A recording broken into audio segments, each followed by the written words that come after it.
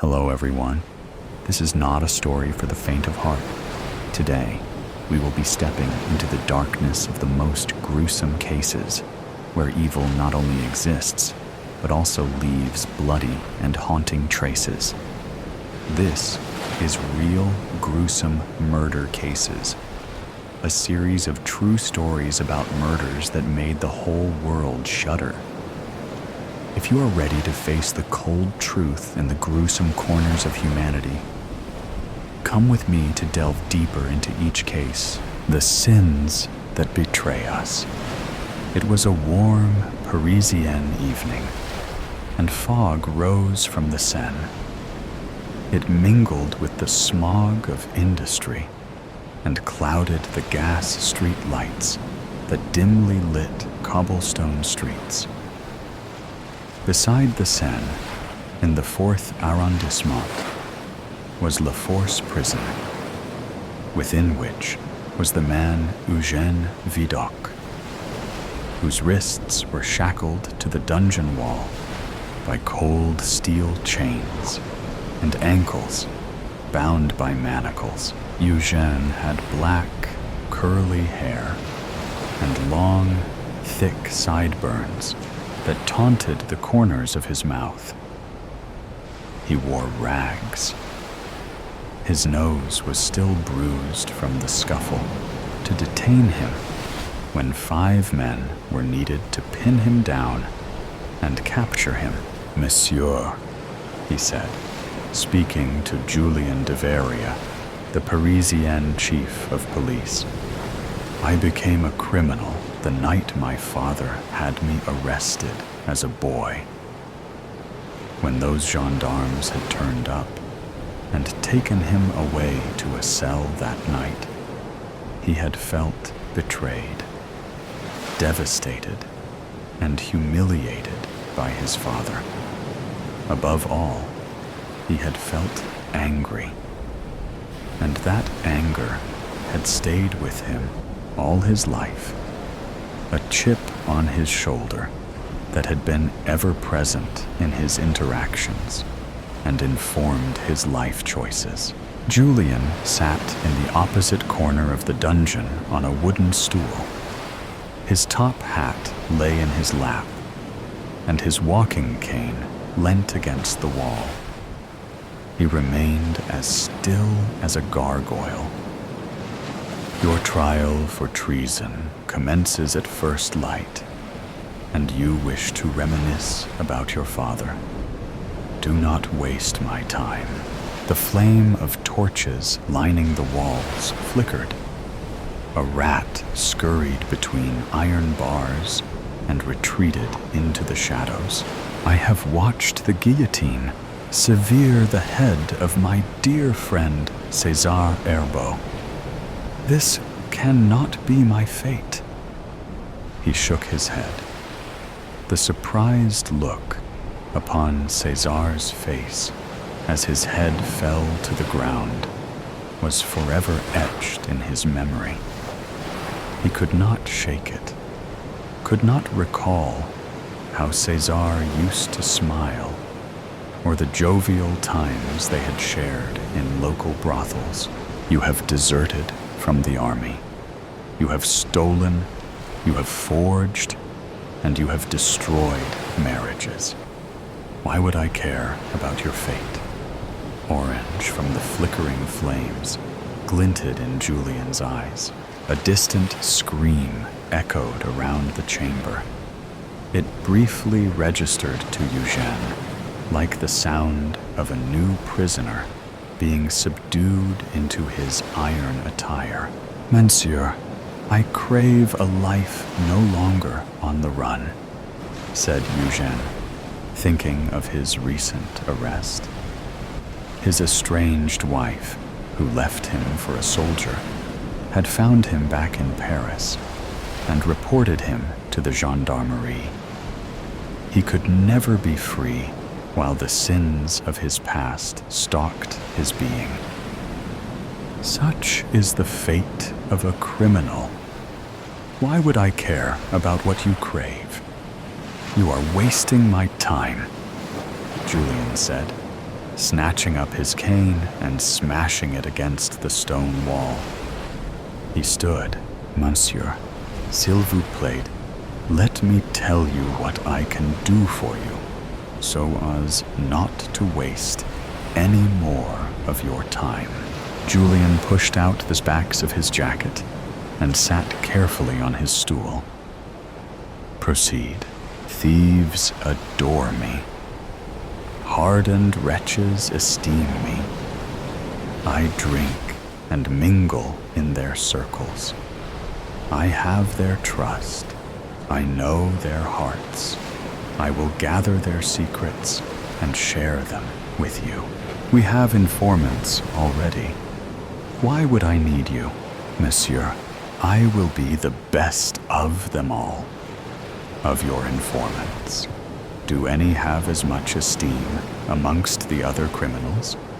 Of your informants, have any been as cunning as me to escape prison so many times, even dressed as a nun to avoid detection? Sir, I will go to lengths those simpletons could not even imagine imagining. I will be your best informant, monsieur. I know this without a doubt, and I think you do too. I can't trust you, monsieur. When my late father had me arrested as a boy, my fate was sealed. In my mind, I became a criminal. It has taken my whole life to realize he did that out of love. I can be different. I can be of use to society. I can be the man my father knew I could be. I don't know if you can, monsieur. I've seen the end.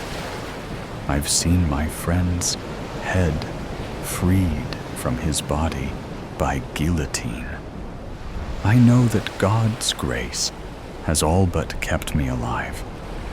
I will be as devious as I was in crime, but use those skills to catch the criminals and make Paris safer. He shook his head. Just as the rats carry the plague, I fear you spread a vile truth. Monsieur, s'il vous plaît, just give me one last chance. Please. Julian was silent. We will hold off your trial in the morning. But know this, you are one mistake from execution.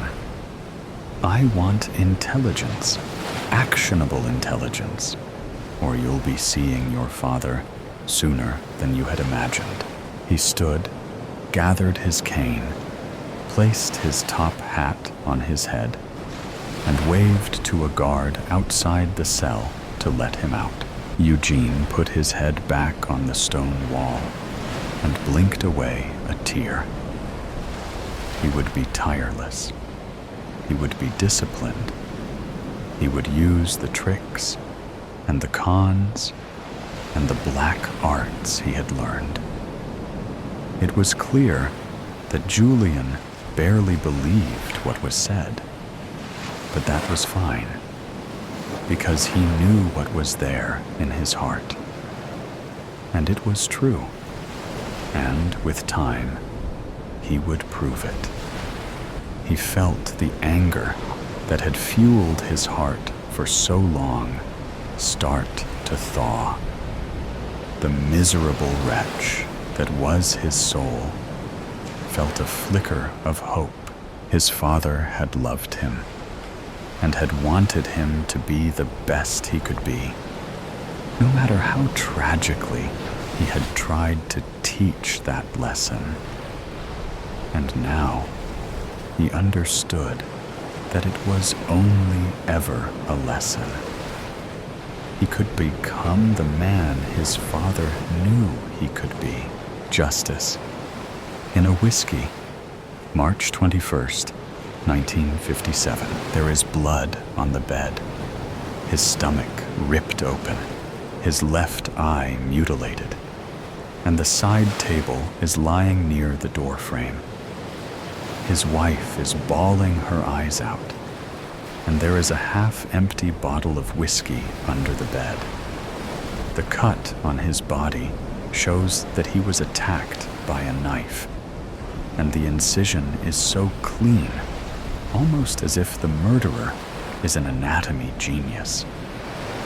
The mouth of the body is gaping open, and his neck has purple splotches. My friend, who is an investigator, clicks photos from all angles.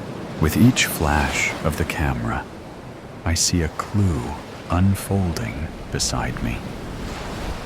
Officer Barn rushes towards me, his eyes speaking of a strange fear. He clasps my shoulder, urging me to come out of the room. I march out and stand near the doorframe, my eyes speaking instead of my tongue. "What's the matter, Barn?" I ask him, trying to hide the expression on my face. "We need to hurry. This case is a very high profile." He coughs up, interrupting himself.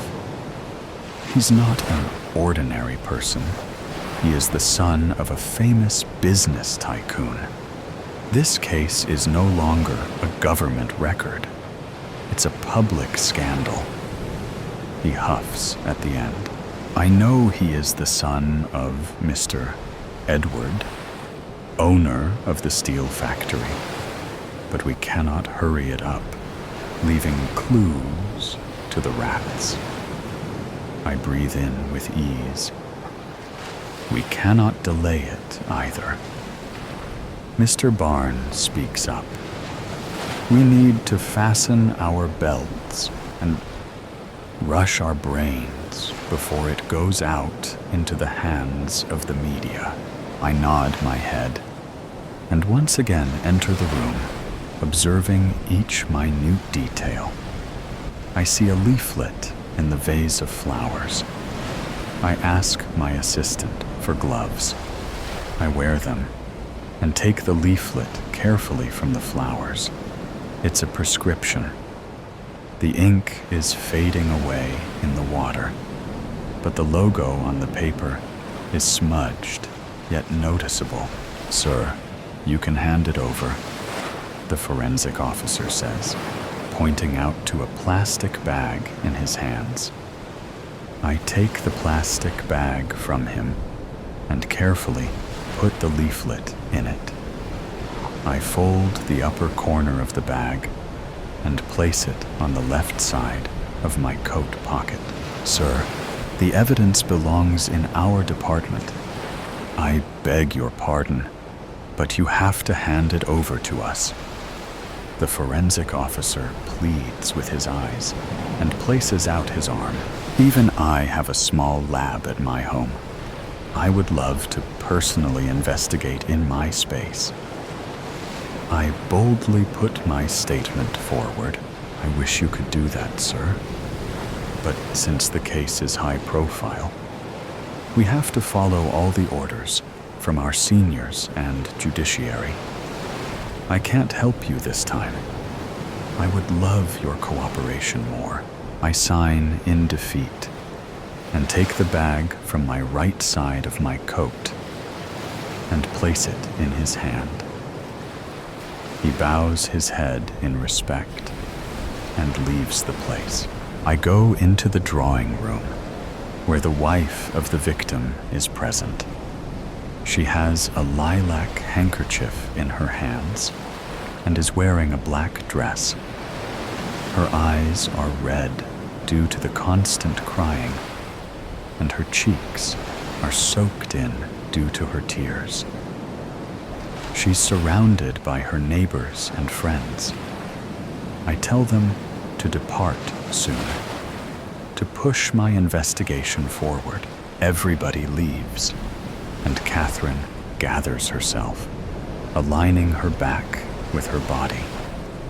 I sit a few inches apart from her, observing her delicate little hands which no longer has the burden of the band. Miss Catherine, sorry for your loss. I know the departure of your husband is so unexpected, and I could understand your sorrow. She sobbed a little and quivered her lips. I hope my husband gets justice, sir. That's all I want. I want the culprit dead. Her eyes blazing with anger and deep sorrow. I take her hand in mine and say to her with a coy smile, that will soon happen. I promise you. I could feel the coldness of the plastic in our hands. A week before, I could not take my eyes away from the bruise, which was on Catherine's left elbow. The wound itself is telling the back story of its origin. She lifts my chin, directing my eyes towards her. Her hands were cold, and her little finger was swollen. Her eyes were dull, with no light or joy. You called me here for something? She questions me with disgrace and disregard. Yeah, so I am going to dive in for cooking. You know, learning a few basic skills and recipes. I laugh at my lie and take out the tray of knives. So, what are you starting with? Her voice is cold like ice, and her eyes tired. She has a small brown patch near her eyelid, hinting at her life. I immediately try to distract myself from the bruise by balling my fists and digging my fingernails into my palms. I think with the stomach, cleaning and cutting will be far easier from here, I say, pointing out to the featherless chicken on the table. That's interesting. So, what help do you need from me? Catherine asks me. Well, I don't know about the cleaning and cutting. Like, see this butler's knives? It's too big for the work. We don't need this, but this. I point out to the medium-sized scalpel with a sharp edge. I think this will do. Precision cut and less mess. She nods her head, and a slow smile rises across her square face. Even I think so. I loved the way she smiled, always. By the way, have you read the 10th chapter of Volume 1 of Anatomy? I ask her, with my eyes focused on the scalpel. 3 weeks earlier. I always flunked chemistry. Thanks to you, otherwise I would be a technician in a hospital. I pass a gentle smile to Catherine. I don't know about the academics' chemistry, but your reaction with women was always volatile. She taunts with me, her gentle smile. Not all, only with one. But that reaction became highly toxic for everybody. Hearing my sharp words, her smile disappeared. I hate for causing an explosion in that research. If I had focused on one chemical, then my life would not have been so volatile. Her voice sounded disapproved. I miss my compound too. I sigh with disbelief. She turns away from her face and wipes her tears. I know it's so tough for her to gather the courage daily and to chalk out the plan. I try to lighten the mood surrounding us. The movie makers are so hypocrites, I shout. What? She turns around, but does not see me in the eye. They always show that when you place the chloroform on someone's face, the person instantly passes out. But it's not true. A person at least requires 15 minutes of continuous exposure for passing out to its fullest. Movies are for entertainment, not for knowledge, we say in unison. Out-timing makes me laugh, and she laughs seeing me laugh. By the way, Catherine, I want to say you an amazing fact. Do you know? Whiskey and chloroform have the same taste. She finally sees me in the eye and smiles. Now I know. And laughs like a small hyena. 4 weeks earlier, the church is calm, and the benches are clean. It's Monday, hence the absence of people seems relevant. I smell the candles burning and could hear the faint sobbing from the room of confession. I walk towards it and open the stall. It was empty, but the nearby stall wasn't. I rotate my head around to see anyone's presence and finally steps in. Feeling the presence of my space, the sobbing discontinued. It's the result of my sin. If I hadn't cheated the person who loved me the most and did not break his heart, this would have never happened.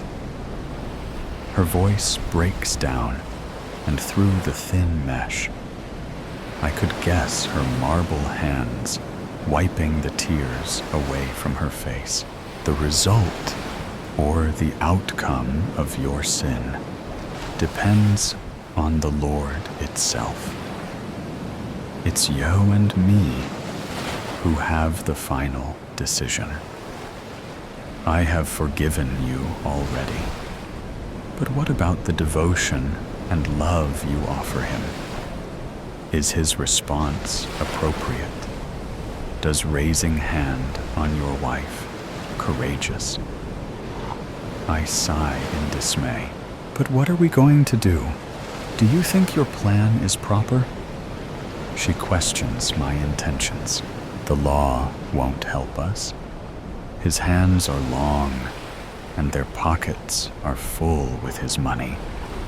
It's not about how I feel. It's about the justice you need. I face her across the mesh, digging my fingernails in my palm. I won't lose you because of somebody's treatment. I choke down my tears. She stands across the mesh, placing her hand on it. I do the same. A month ago, sir, there is a woman. She is stating emergency and needs urgent observation. Will you come soon? The nurse hurried her sentences. Can you call another doctor? I have completed my hours. I pack my suitcase and turn to leave. She says it's matter of life and death, sir. The nurses exclaim. Okay, fine.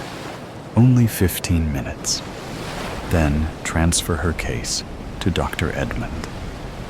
I wipe the sweat on my forehead and put on my white coat. Sometimes the Hippocratic oath becomes the death of me. I go to the patient's cubicle. I am in no mood to observe the patient. I remove the board placed near the bed and read the symptoms taken by the nurse. Internal bleeding in the cervix, partially choked, bruises on hand and near the eyes, lower lip cut, fracture on the wrist. Miss, when did this happen? And how can we aid you? I reply bluntly. My energy is on brink of exhaustion and pushed to my limits. A pale, cold hand catches my wrist, and a humble voice reaches my ear. Just forgive me, will you? My ears recognize it. And when I see her face, the blood in my body stills. I catch her limp hand and shout, Catherine.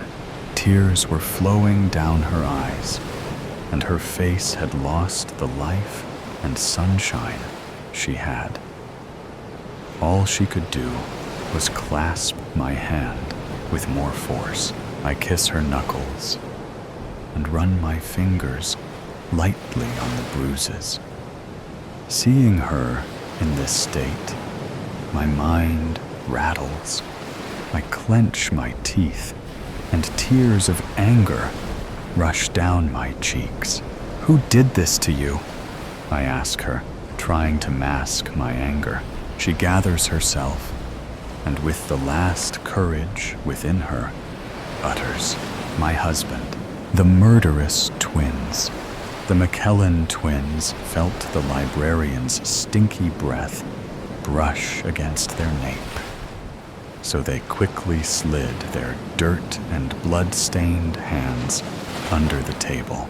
"Shut up, you two," hissed the librarian. "Sorry," said Milo McKellen, with the fakest of smiles. The librarian stomped back to his dimly lit desk, where he resumed his scribbling on a notebook. Occasionally, he raised his bald head to survey the hall like a living security camera. Martin McKellen peeked under the table. A few droplets of blood had stained his jeans, and now it would be impossible for him, or rather, his mother, if she hadn't been gone, to wash them away. They would become foolproof evidence, marked forever on his favorite pair of pants. A pale moonlight cast long shadows over the library hall, where the McKellen twins, still soaking wet from the rain, had found shelter. They had sat on one of the long benches, their hands and arms covered in dirt and blood. And now they were arguing. Their disagreement kept on drawing the attention of the librarian, who scowled at the twins and scolded them whenever they spoke a little louder. "See that corner over there?" Martin asked Milo. "Let's go talk there. He won't interrupt us." The twins tiptoed to a corner far from where the librarian sat, hoping to get more privacy. They were surrounded by books, as dusty as if no one had ever touched them except the person who had placed them there centuries prior. "So," said Milo. "What were we?" "The body," said Martin. "Yes, the body. I think we should have buried it instead of letting it sink into the lake," Martin snorted. "As if a hump of soil in the middle of the woods is something you see every day. Better than a dead woman in the trunk of her own car, if you ask me." What other options were there? I couldn't even think straight. Those damn blue lights. "Well, it's no use discussing this now," said Milo. "We got rid of her." Something hit the floor and echoed throughout the library hall. Martin peeped out. The librarian was kneeling near the bench where the twins were sitting earlier, and he was struggling to get back up. The ink from his fountain pen had bled in a large puddle onto the marble floor, and now the librarian was fumbling for a tissue to clean that mess with. Milo peeped too, and he said, "He'll be busy for a while." Martin leaned against the book-filled shelves and sighed. "We can't hide in a library forever, Milo." "I know," he said. "But we've got to at least wait for the rain to stop so that we can hop on a train and leave." "Where were you thinking?" Martin asked. Milo shrugged. "I don't know. Canada?" Suddenly, a clap of thunder boomed in the night sky outside. and the library's doors burst open. Martin looked over at the two men who had just entered the building. They were wet, just like the twins were, but they wore blue uniforms, like police officers, said Martin in a quivering whisper. There's two of them. What do we do? Milo whispered back. Martin shook his head. I have no idea, he thought. He was afraid to even think at this point. They came looking for us, said Milo. No doubt about that. Otherwise, what would two police officers do in a library after hours? Hush, Milo, said Martin. Please, don't let us be caught. Good evening, thundered a voice. It was one of the two men. The twins cocked their ears. I'm Agent Phillips, and this is Agent Clifford. We're looking for a couple of young men, probably in their 20s, red-haired, pretty thin. The librarian did not answer, so the other police officer, Clifford, urged him. Have you seen someone with this profile by chance? Martin held his breath. He prayed the librarian didn't reveal where he and his brother were hiding. Second by second, a thick silence was filling up the atmosphere like a cake rising in the oven. Except this oven was far too hot, and this cake was about to explode. Avoid us any trouble, Mr. Librarian, said Agent Phillips. Just tell us if you've seen them or not, and we won't bother you any longer. Martin pushed Milo back into the corner and flattened himself against the bookshelves in case their cover was about to be blown. The librarian cleared his throat and spoke. No, he said. I haven't seen them. Martin and Milo gasped as quietly as they could and peeped out from behind the bookshelves once again. The two police officers were looking at one another. Clifford's eyes became two narrow slits, two poison darts he was now aiming at the librarian. Are you sure? Said the agent. Sure, said the librarian, trying to sound more sure than he was. Very well, said Agent Phillips, nudging at Clifford. Sorry to have disturbed you. We'll leave you now. But Clifford turned and pointed at the bench where the twins were sitting earlier. Under it, there was a mess of paper tissues and ink. And, look, said Martin to his brother. The blood is gone. Milo looked down at the blood on his hands, by now dry, and then over at the bench. What blood, Martin? When I hid my hands under the table, I spilled blood everywhere, on my jeans, on the floor. Clifford's voice boomed once again. What's that over there, Mr. Librarian? Agent Phillips grabbed his colleague by his arm. Let's stop it here, Ben. He says he hasn't seen them. Clifford broke free of Phillips' grip and fetched the heap of stained paper from the ground. He marched back to the librarian's desk, where the poor man was standing still, but frail, like a clay statue. Clifford unfolded one tissue and slammed it on the librarian's desk. It was stained with large blotches of blood. What about this, Mr. Librarian? Clifford scoffed. Been dabbing the floor all night long, haven't you? The librarian didn't move a muscle. He just stared at the stained tissue. These kids have slaughtered their mother, Clifford roared.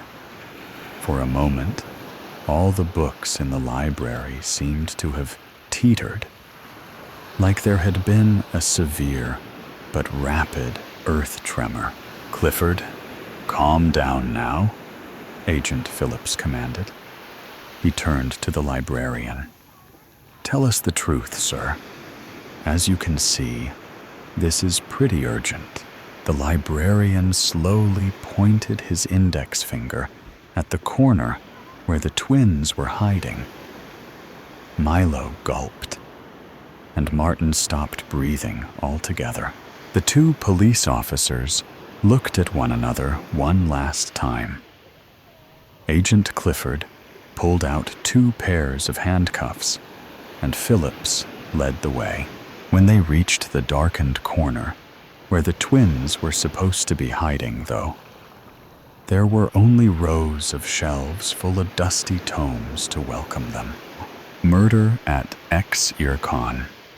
The extreme ironing convention was infamous in Preston. For the last 8 years, extreme ironers from around the world fell upon the city. Their antics in the streets caused emergency calls for days. Ironing on top of city buses. Ironing while hang gliding over downtown. Ironing while belaying down the cupola of City Hall. Every year, there was one incident that truly left its mark on Preston. This year, the incident would be the death of Sean Morrison. I looked down at Sean's body, his face brutalized by a blunt object. In any other situation, identifying the murder weapon might have been tricky. But not here. Not at Ex-Ircon. There was no mistaking the iron-shaped dent in the dead man's head. I had seen it before. I clenched my fists, remembering the day that my wife had been murdered 8 years ago. The image of her face haunted my nightmares. Beautiful until it had been ruined by a Bosch TDA 2650 G-Bide quick fill, the highest rated iron of 2012. Preston's coroner had estimated the time of death at about 2:15 a.m. The murder weapon had not been found yet, and the trail of blood leading out of Sean's hotel suite had run cold quickly. No witnesses had come forward. The extreme ironing community was notoriously tight-knit and likely to protect their own. They had done so in the past. Detective Clay, they're ready. A police officer on scene had separated the suspects, and she handed me a list of names. I squared my shoulders and got started with the interview process. Anna Kruger, the hotel manager, was already in Sean's suite, pacing around and surveying the extensive damage. Pieces of drywall and broken glass littered the carpet, and the telltale burn marks of overly hot irons defaced the furniture and carpet. I watched her until she stopped mid-pace near the end table next to the couch and knelt down. Anna stuck her arm in a hole in the wall and pulled out a Panasonic A66K automatic iron. I never would have allowed these extreme ironing United States assholes to have Ex-Ircon here again if I weren't so hard up for money. At least they rented out the entire place. Anna glared at the iron-shaped hole in the drywall. They always ruin something. They leave burns and run up the electric bills, plugging in all their stupid irons. She raised her eyes to meet mine and brandished the iron. But this time, Sean went too far. When was the last time you saw him, Ms. Kruger?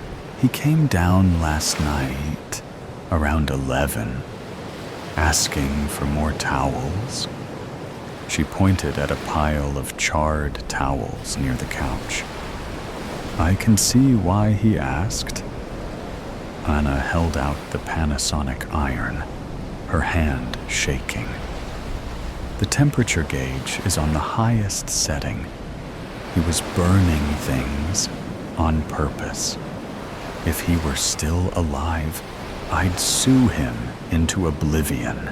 Miss Kruger, do check with that ironing board vendor, detective. I had to chase him out of the storage room around 2:30 this morning. Mighty suspicious, if you ask me. Errol Fleming, the owner of the Cleveland Ironing Board Company, leaned against the wall in his room. That damned Sean, he growled, German accent thick on his tongue. He ruined me. He posted negative reviews of my new ironing board design and used his extreme ironing championship fame and influence to boost them. Go on, the Cleveland steamer.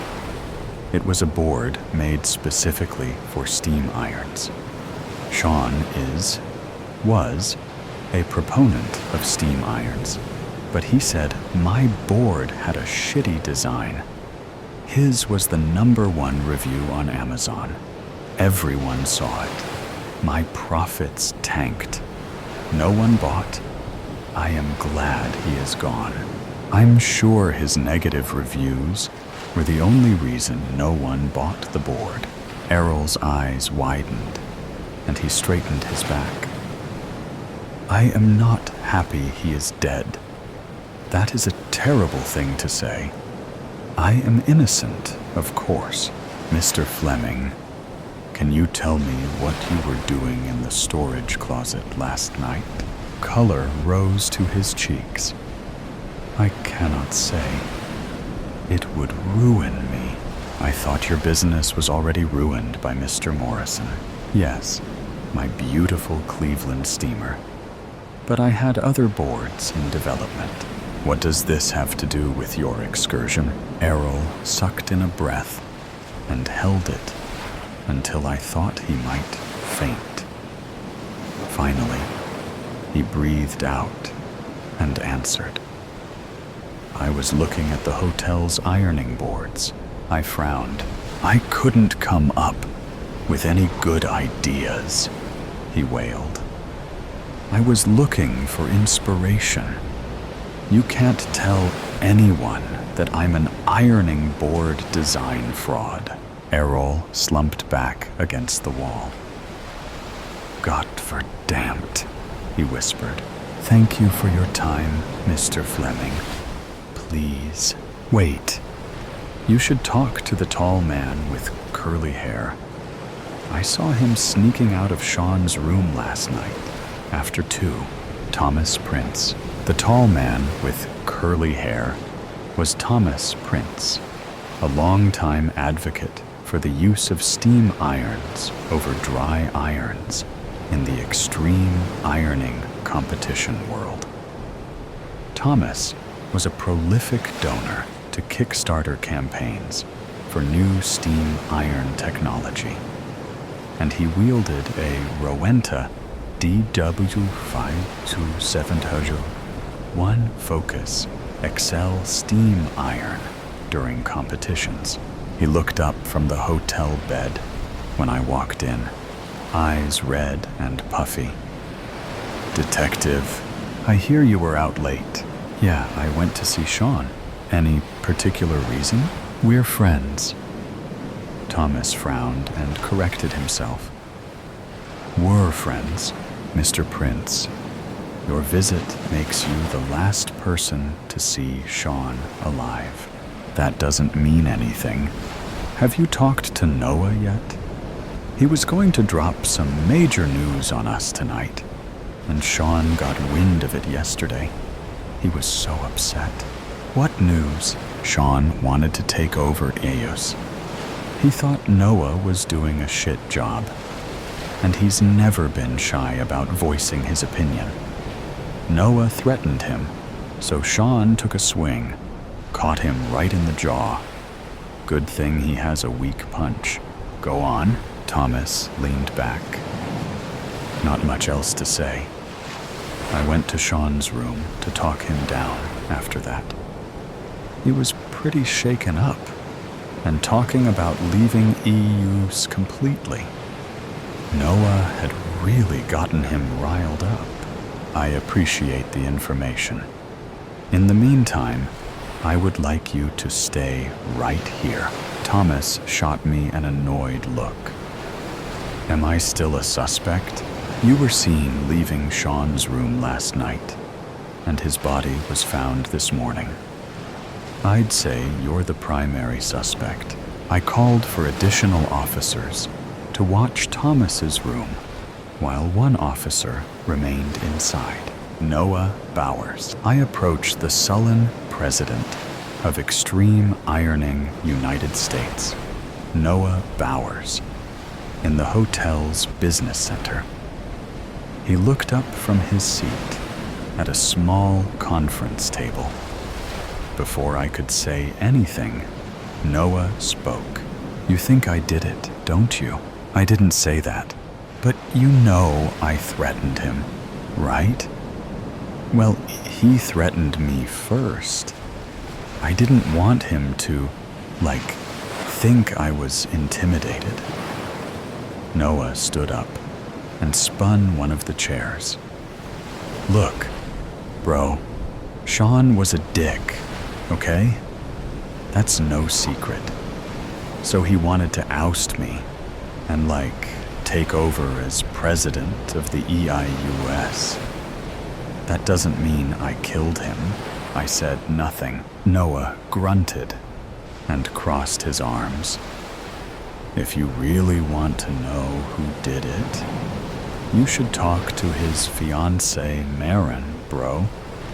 She was gonna, poison him or something. Marin knocked. I visited Marin in her hotel room. She was sitting calmly on the hotel bed, watching a reality show, and she didn't bother to look up as I entered the room. I understand you found Sean this morning, Ms. Knox. Sure did. I went in to make sure he was up in time for the convention. He liked to sleep in. You had access to his room? She stared at me. Duh. We were engaged. You don't seem upset that your fiancé was murdered. Marin shrugged. I'm not. He was an abusive, cheating piece of shit, and I was going to end things tonight. But now I have to thank someone for saving me the trouble. I understand you were planning to poison Sean. Marin cocked a thin brow. Why would I poison him when I could leave him? That's why I got my own room in the first place. I was thinking of putting eye drops in his food so he'd shit his guts out. So yeah, maybe that's technically poisoning him, but he wouldn't have died or anything. It's still an actionable offense, Ms. Knox. Whatever. Like I said, I didn't do it. She paused and thought. You should talk to Eddie. I saw him arguing with Sean yesterday. It looked pretty heated, but I didn't stick around to listen. Probably something to do with steam versus dry irons again. Eddie's crazy for dry irons. Eddie Wu was doodling on hotel stationery, but he put the pen down as I walked into his room. I understand you and Mr. Morrison exchanged words yesterday. We have the same argument every time we see each other, Eddie said, sitting up a little straighter. He's always going on about steam iron superiority, but he fails to see the beauty and simplicity of a classic dry iron. When did you last see Mr. Morrison? Eddie continued, as though I hadn't spoken. Using a dry iron is an art form. He walked across the room towards an ornate case. Let me show you. That's okay, my iron, he cried out in panic. Eddie showed me the empty case. Where is it? How?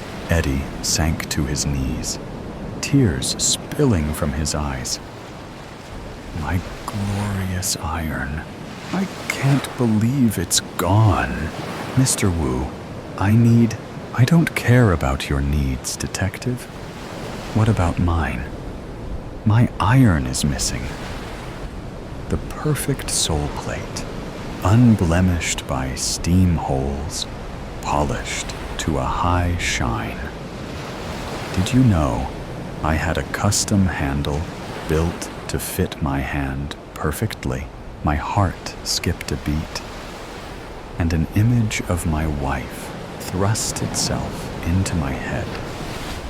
The iron mark on her face wasn't perfectly smooth. There were spots, steam holes, but Sean's mark had no holes. He was killed with a dry iron. Mr. Wu? I said, struggling to keep my voice even.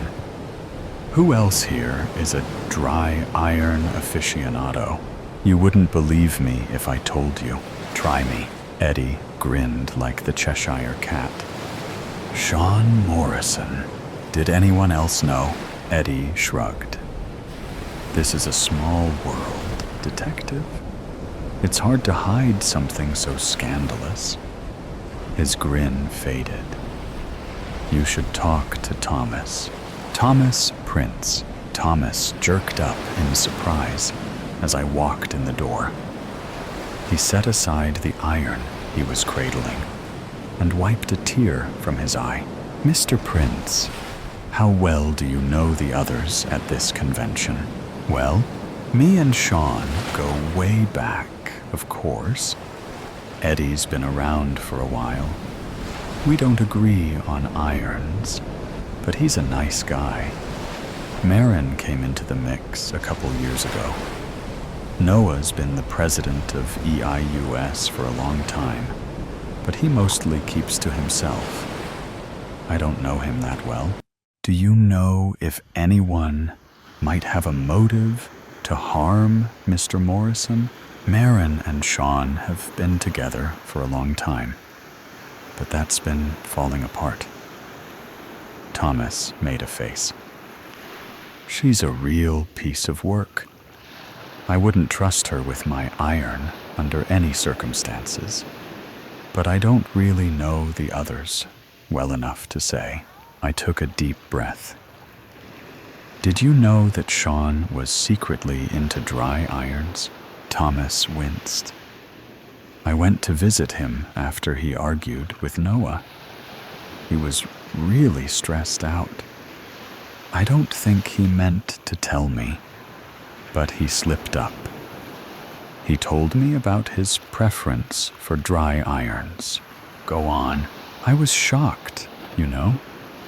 We had spent years talking about the merits of steam irons over dry. Thomas threw his hands in the air. I mean, you can use a steam iron as a dry iron. But he just kept talking about how cool Eddie's iron was. Thomas stood and walked to the window. I asked him if I could have his championship-winning steam iron. And I know it was kind of selfish to even ask, but it's a steam iron. He faced me. his mouth hard. If he was so into dry irons, there's no reason he needed to keep that one. I knew the answer already. He said no. Thomas hung his head. Yeah, that's when I noticed it. A plug barely poked out from under the hotel's dresser. Thomas noted my pause and followed my gaze. We lunged at the same time, but I reached the dresser first, knelt, and yanked the cord, and there it was. The Oster Heavyweight GCSTD 1109 Classic, stained with what was surely the victim's blood. Eddie Wu's missing iron. I expected to fight my way out of the situation, but Thomas sat down heavily and exhaled. I didn't mean to kill him. I backed away from Thomas to the room door. Sean had Eddie's iron in his room. He was messing with it. I think he was trying to break it so Eddie wouldn't win in today's competition. Thomas groaned, and that was bad enough. If the sponsors found out, we'd lose all those investments. But when he refused to give me his steam iron, I just snapped. I stuck my head out the door and motioned for the nearest officer to assist me.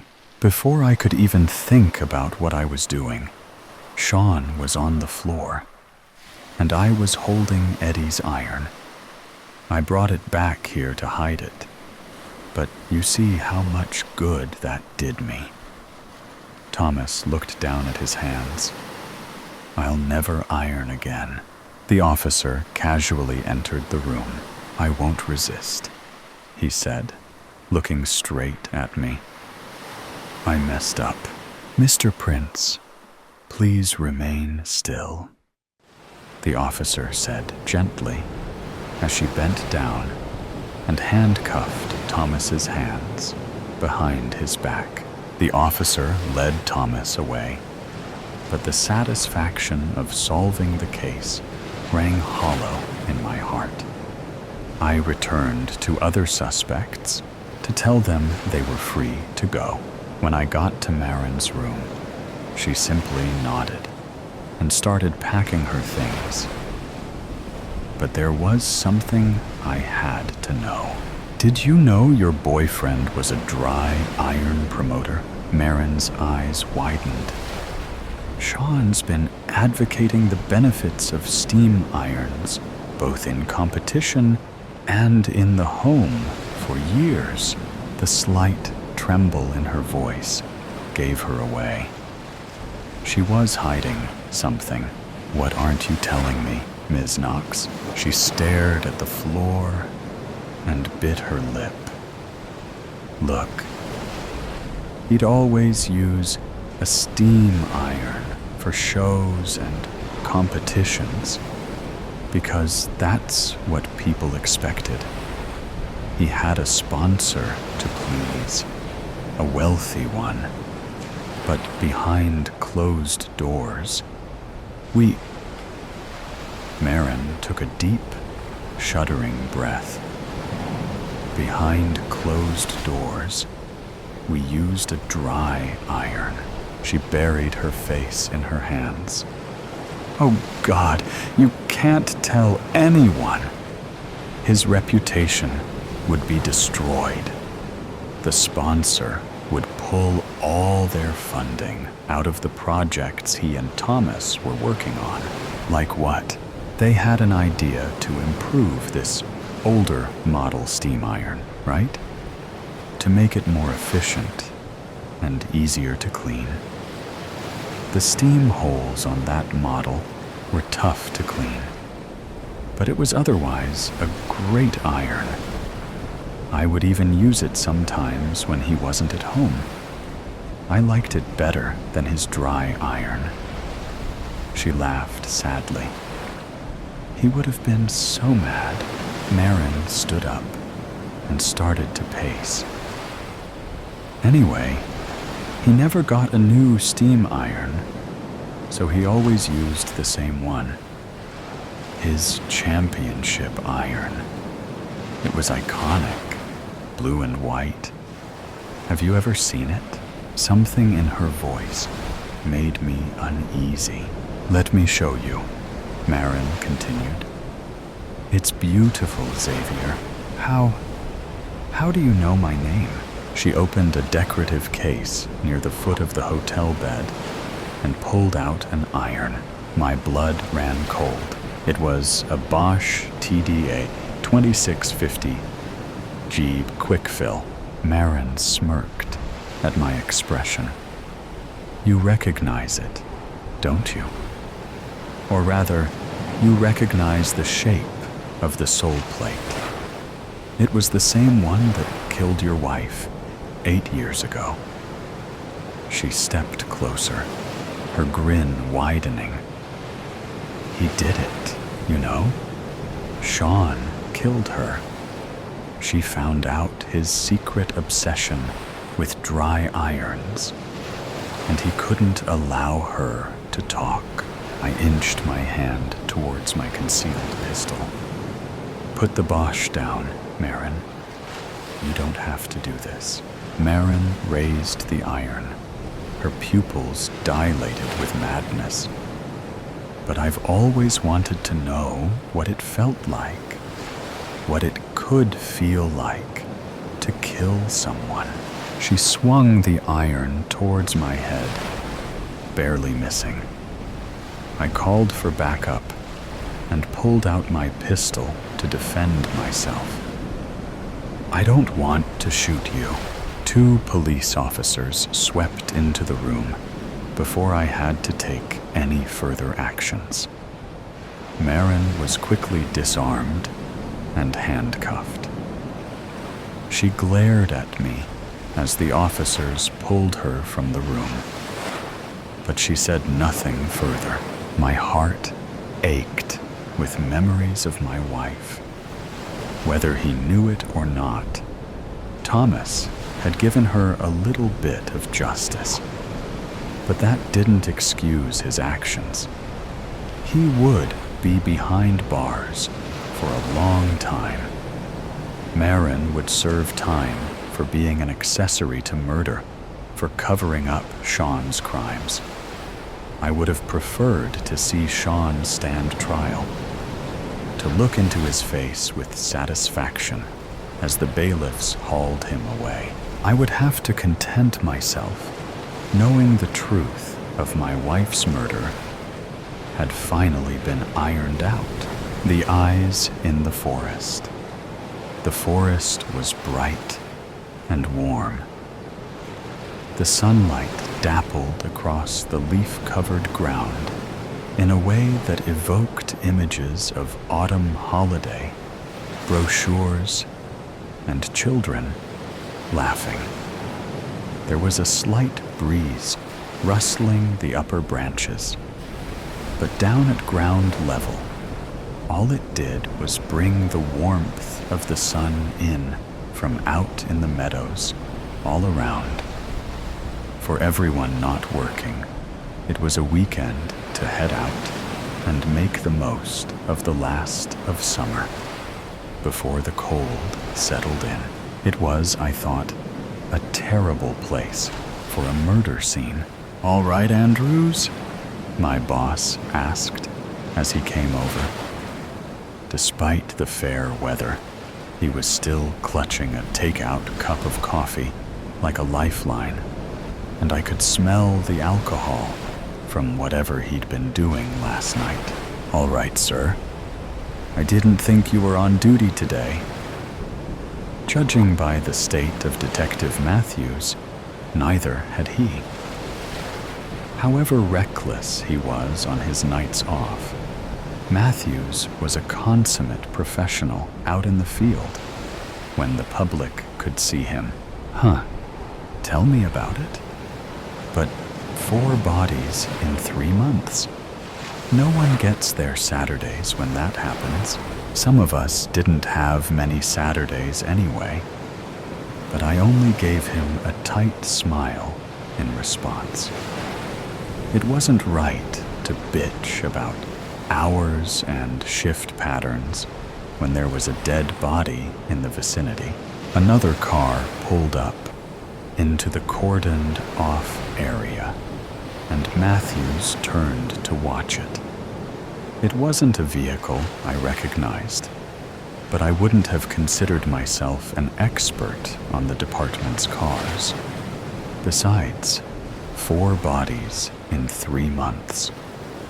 This was when the top brass got called in, and all the specialists scraped up from wherever they usually lurked. Matthews was having the same thought. More goddamn people sticking their noses in, telling me what to do. He walked back over to the car park, still muttering, leaving me to my solo guard duty. The investigators would go over the area first. Then maybe I'd get called in to help sweep the area. Until then, my contribution to catching a murderer was to stand still and keep people away. Of course, to get to me, they'd have already had to get through 2 other police cordons. I was nothing more than window dressing at this stage. But the more serious the crime, the more window dressing the bosses wanted. Couldn't let the press take a photo of empty space now, could we? Whoever had just turned up seemed to causing something of a stir with the other detectives. They all had more sense than to start shouting. But I recognized the way Matthews had started pacing. A few words drifted across the forest to me, though I didn't get much other than tone. No one was happy about the new person turning up, and I wondered what sort of specialist would cause such a stink. Maybe it's our own Sherlock Holmes, I thought to myself with a snort. It would make the shift more interesting, at least. But there was no way that Sherlock Holmes would work with a modern policing system. All those deductions and assumptions, the evidence courts would be laughing themselves to death. The new arrival was coming my way. I wiped the smirk from my face and stood up a little straighter, staring dead ahead as I watched them out the corner of my eye. Smart suit, skinny glasses, slightly cropped tie, and far younger than I'd expected for a specialist. At a guess, I'd put the man at a few years older than me, early 30s or so, although he could just have had one of those faces that ages well. His height didn't help, and though the ground was uneven, he was about eye level with me when he stopped. "Officer Andrews?" he asked, scanning me up and down. I'd braced for this moment. Who doesn't love a woman in uniform? But there was nothing to his look. It was more like he was trying to read my name on my legs, rather than checking out any curve they may or may not have had. "Yes, sir." Even though he was nameless, anyone out of uniform at a crime scene was pretty much guaranteed to be my superior. Better safe than sorry. "Can you take me down to the crime scene, please? One moment, sir." I'd barely tapped the call button on my radio before Matthews started waving his arm at me and giving the thumbs up. I tried to nod back, though he didn't watch long enough to see. "Right this way, sir." I led the way through the trees to where the body had been found. all the while fighting down the urge to kick the leaves as I went. Precise placement wasn't worth preserving when the leaves were so light and likely to move naturally. But it was hardly very professional. We came round one particularly large tree, meant to keep the victim out of sight, we figured. And there she was. No name, no purse, no shoes, clothing torn. Despite the warm air, I shivered. There was no getting used to this bit. "Here, sir," I said. It was obvious, but it didn't feel right to just wave and go, "Ta-da." Poor woman needed some respect in death, even if she didn't get any in life. "Thank you, Andrews. You can go back to your post now. Are you sure, sir?" Solo investigation. Seriously? And I hadn't even gotten the man's name, let alone his rank or speciality. But Matthews had waved me on. If this went wrong, I could pin the blame on him, right? No, that was childish. "I'm sure. Thank you." As he dismissed me, he knelt down by the body and started looking at it, leaving me to walk away. I turned back half a dozen times, but he didn't seem to be doing anything, just staring. Waiting, perhaps. But then what for? Me to leave? My stomach tied itself in knots, and I looked at the dead woman's face. I didn't like leaving her here alone with him. Rank left me with no option, though. I dragged my heavy feet back to where I'd been standing, and was grateful to see that Matthews had wandered closer again. "Sir?" I said as I came up behind him. "What's up?" he asked. Despite the coffee cup hanging empty in his fingers, he looked rougher than he had earlier. Whoever the stranger with the body was, he sure could rile people up. "Am I good to leave him alone?" "Sir? Only protocol and all," Matthews snorted. "Ha, protocol? Some fancy arse from God knows where rocks up, and suddenly we're ignoring it. Yeah, it's fine, Andrews. He's got special dispensation." Curiosity got the better of me. How come? Because of his impeccable completion rate.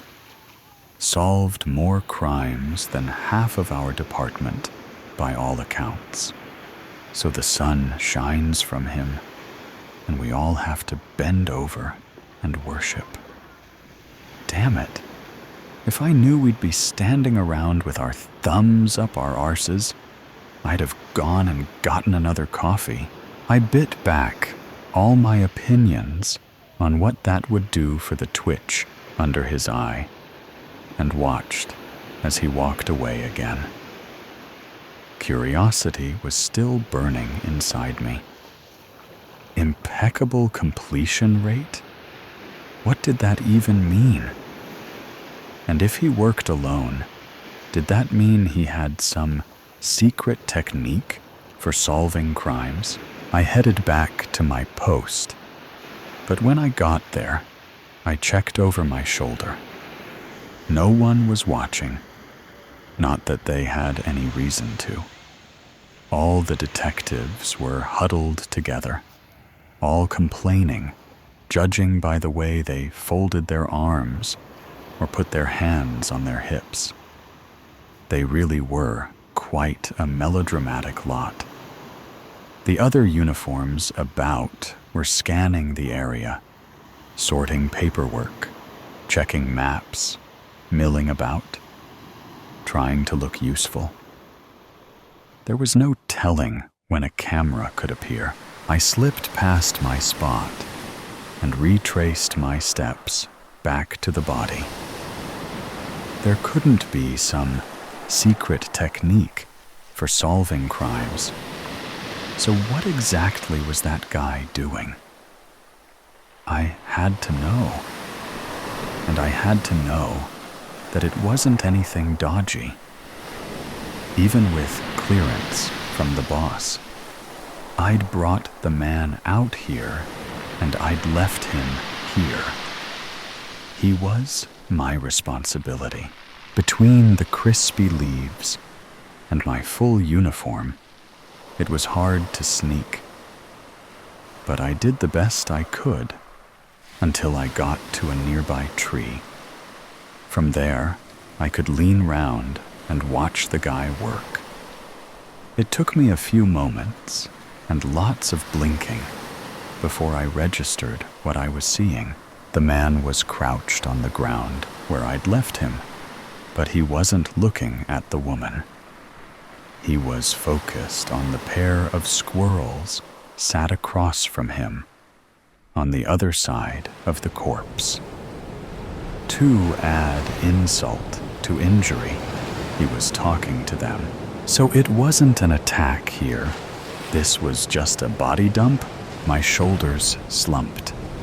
A great detective, wonderful record, and his secret technique was explaining things to animals.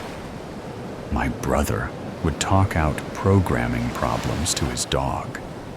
But this was just ridiculous. At least, no one else saw my brother doing that. And at least he wasn't doing it for a murder inquiry. Yeah, the man knew her, was crying the whole time. I froze at the other voice. There was no way. Did he say anything? The detective asked. Yeah, the squirrel, replied. Kept apologizing, saying it was an accident. I'm sorry, that sort of thing. And then what? He took her shoes, the other goddamn squirrel said. Then he ripped her shirt, rumpled her clothes and all. She was properly dressed before she got here. He did all that here. Anything else? Don't think so. That all you need? Yes. Thank you. That's most helpful. The detective smiled and nodded at the squirrels before they turned and scurried away. My eyes were dry from the non-blinking staring, and I ran a hand across my face. There was no way I just saw that. Had Matthews infected me with his hangovers? The detective pulled out his notebook and jotted down some notes before he looked up and round the clearing. I only just ducked back behind the tree in time. Is there anyone else? He said, just loud enough to carry, but not enough to reach back to where the other officers were. Heaven forbid they see him talking to the animals. On cue, a mouse scurried up and perched on a branch sticking out of the leaves. Yes, it said. And what did you see? See? Not much. But they smelt the same. Her and the one who brought her. Exactly the same? Like they lived together? Just so. Thank you. Anything else? No. Don't see much, I'm afraid. No worries. Thank you for your help anyway. The mouse scurried away as the detective made more notes, and the last strand of my sanity snapped. I stormed out from my hiding space, oblivious to the fact I was marching through a crime scene. All right, what the hell is going on? I said. The detective jumped to his feet. Guilty, as though he'd killed the woman, before a carefully schooled expression took over. "I am investigating this murder, officer. You should be back at your post." "No, none of that. What the hell is happening? How the hell are the animals talking? And why the hell are you so calm about it?" "Miss, I can assure you..." He cut off mid-sentence and stared at me as though I was the weird one in this scenario. "Hang on? Talking? Don't pull that crap with me. I saw you taking notes. You heard them, but so did you." "You heard the animals talking?" "Yes, but how?" He ignored the anguish in my voice and just kept staring. I was halfway through, weighing up whether to just punch him, assaulting a superior, and how would I explain why, when he broke into huge grin.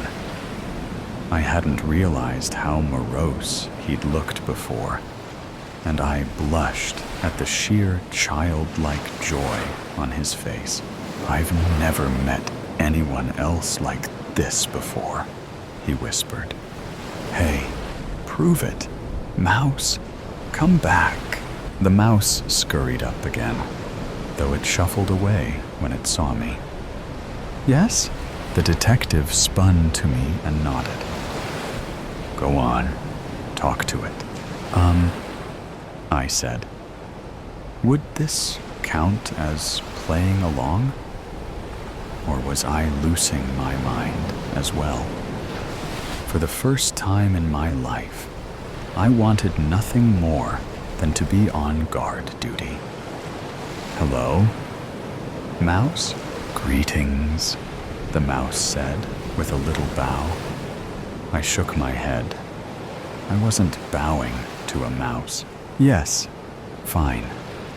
Greetings." "Are we done now?" I asked the detective. "Because I am currently talking to a mouse, and I would like some explanations."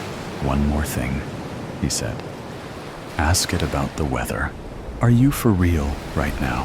Just do it." I rolled my eyes, but academy training was hard to kick. Someone says jump, you ask how high, or ask after the weather. "How's the weather?" I said to the mouse with a wild grin on my face. "Fair," the mouse replied. "The leaves are falling early this year, but the rain has stayed off for now." "Great." The detective took a step towards me and peered at my face. "What did he say?" "You heard what it said." "No, you tell me."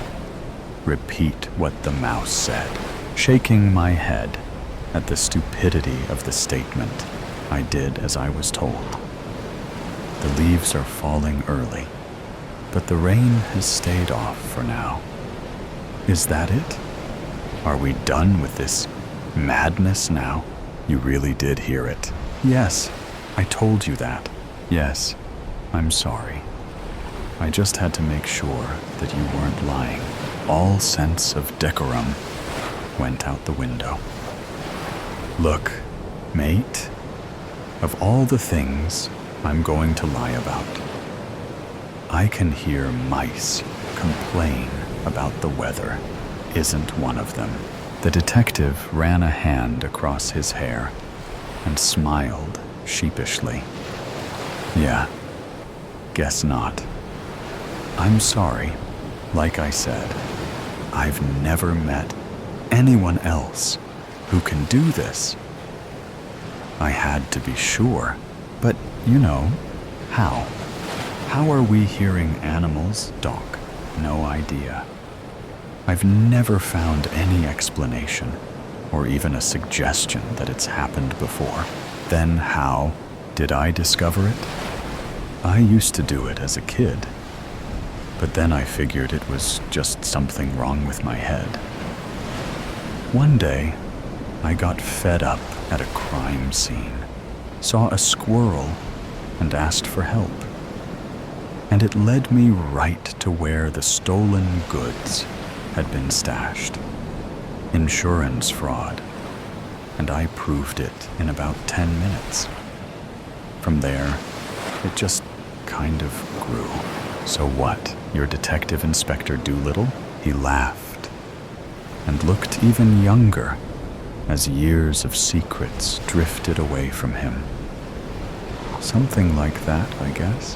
What happened here then? He looked down at the body, and the smile dropped. Accidental death. Deliberate dumping. She died in her home, I reckon. Maybe a fight. Maybe sheer unhappy chance. Her partner panicked, knew about all the murders out here, so came and dumped her here. Maybe he's got a record or something, but I've got a registration number for the car, so we can go and check it out. By the sounds of it, he's feeling guilty, so it shouldn't take long to push him to a confession. I had been nodding along till I fixated on one word. We? He looked back at me and blushed. I thought so. I mean, I could use a hand working all these cases, and you can work the same way as me. Hold on. You mean become a detective? Don't you want to? I mean, in truth, I hadn't thought about it until then. My eyes fell to the corpse again. How many things had she been planning to do, or put off doing? I had to swallow the lump out my throat before I could answer, though. All right, I'm in.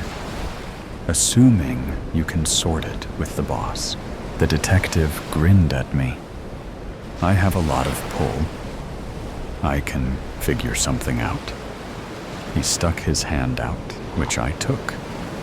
Detective Inspector Christopher Griffiths, Officer Iris Andrews. A pleasure to meet you, Iris. Now, let's go talk to a murderer, shall we?